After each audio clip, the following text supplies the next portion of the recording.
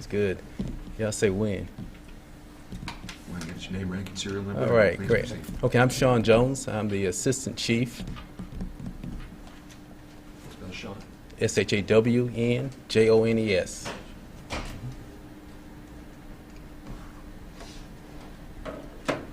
All right, you guys are ready. Okay. Yesterday on February 2nd, around 12:50 p.m., the Atlanta Police Department, we received a 911 call that was regarding a suspicious package that was near the intersection of the 14th Street and Williams Street, and it was attached to the outer frame of the bridge at that location. Our Zone 5 officers were the ones that actually responded to the location in order to identify and to inspect the suspicious device that we've been able to determine. And Zone personnel they followed their proper procedures, and they alerted the Special Operations Section. After inspecting the package, the decision was made to conduct a controlled disruption of the item and to render it safe. And due to the object possibly being an explosive device and to the safety to resolve the issue, it was necessary to close down 75 and 85, not to cause potential harm to the public as well as to contain the incident scene. After the disruption of the package, no explosive material compounds were found. It has now come to our attention that Georgia State University has taken responsibility for the object. It was an assignment for a class, and yesterday when we saw the device, this was not known to the police department. What we observed, was an object that looked like an explosive.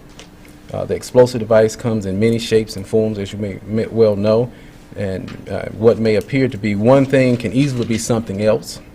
We're looking and we're working with the Georgia State University to remove all art projects related to this class from the public property immediately. The Atlanta Police Department takes all calls of suspicious packages very seriously, and we acted accordingly. The safety of our citizens and our visitors to the city must always be our top priority, and that's what we did yesterday when we had to close the interstate down. Will anybody be arrested or charged for any of this? Well, this matter is still under investigation, and we are working closely with Georgia State University just to make sure that this was, they're taking claim to it, and it's, like I say, it's still under investigation, so we'll know as we continue through. And what charges might be possible in a case like this where there's been this kind of a disruption? Well, it could be, you have situations like reckless conduct could be a part of what could amount out of this, causing false public alarm or certain charges that could come conceivably out of this. To your knowledge, did anyone from the school notify Atlanta Police or DOT that these objects might be on the interstate? We had, to my knowledge, at this point in the investigation, there is no prior knowledge to any of that existing, any contacts being made. When did Georgia State University come forward and tell you that it was their project? Well, according to the information that I'm receiving, we received this information this morning. Today? Yes. Not yesterday, while this was going on? According to the information that I've gotten. Nobody called you when you were trying to disarm this device while this was happening? Not to my knowledge. We didn't receive any information. At what point did students realize that this was their device? What was the device, exactly? Well, Before we go to the device, what was it? Well, it was a device that looked similar to an explosive I know, but type what device. did they say it was? They're saying that it was an art project, art project. So it was yes. like a box or something? Well, it was like a container similar to what would be an explosive device. Was it a camera inside? We're not going to go into all the details of what it was, what was inside, because it's still ongoing in terms of investigation. Chief, what did the note say? I'm gonna let Major Tolleson. Okay, yeah, we want to hold off on that information because the investigation is still ongoing. Do you have an idea of how much this cost the city and the state? Well, to be all the man hours of the officers that were out there, we were out there about 3.5 hours, and it'd just be that particular cost of the individuals, the EOD, the zone officers that responded. Well, what was the response? Was it a substantial response by the city and the state, or how can you characterize the response? Well, absolutely.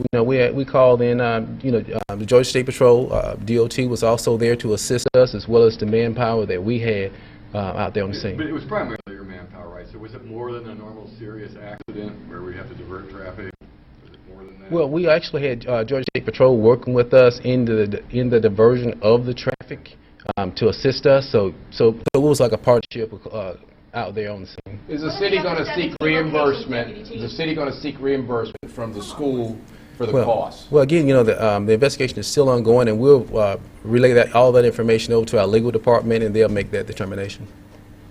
What are the other 17 locations of the cameras? Where were they, or are they located? Well, we're still trying to verify that. With Georgia State University, we've had some of our people that have reached out to them as late as this afternoon to try to verify all of those locations, and we just want to make sure that none of those items are on public property as we move forward.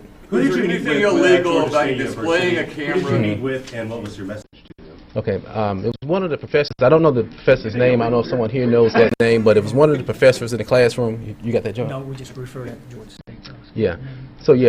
But we met with one of the professors. Any specifics, you will have to speak with Georgia State University as it relates to their particular statement. What about your words to them and future projects? Well, ideally, we would not want them to put anything on public property of this nature that could cause public harm, Is there, public scare. is there typically anything illegal about putting something up like this up? I mean, would they have been knowingly breaking any normal law that's on the book, as opposed to something like reckless conduct, which is in the eyes of the beholder? Yeah. Well, I'm sorry. Repeat that question. Is there Make sure I anything come. illegal about them putting up that? Did they commit an actual statutory crime other than Well, of the item reckless itself, conduct or of the causing a item, panic? well, in theory itself, then maybe not. But I guess when you start creating false public alarm in those situations, it could be conceivably morph over into something different. Is there a proper way, if I was a student at a university, that I could do an experiment like this? If we notified you ahead of time, would that be an appropriate way to handle this, or is there not any appropriate way for them to have handled this? Well, ideally, we would not want them to put anything that resembles an explosive device or any device that could cause public harm on public property. And does anything resemble an explosive device, like a box or anything like that? Would that typically be? Well, anything that conceivably be mistaken as a explosive device It could be probably be almost on anything. public property, right, at public property. Anytime, we see any package, it could be any package anywhere, from airport to, bridges, on the roadway, sidewalks, et cetera. They become suspicious packages. We respond to them, and we take the necessary measures to ensure that we can render them safely and not harm the It's a public. suspicious package. Right, right, Like you leave yeah, something in a right. airport. And we don't know how it got there. Right. Right. Okay, thank you. All right, thank you.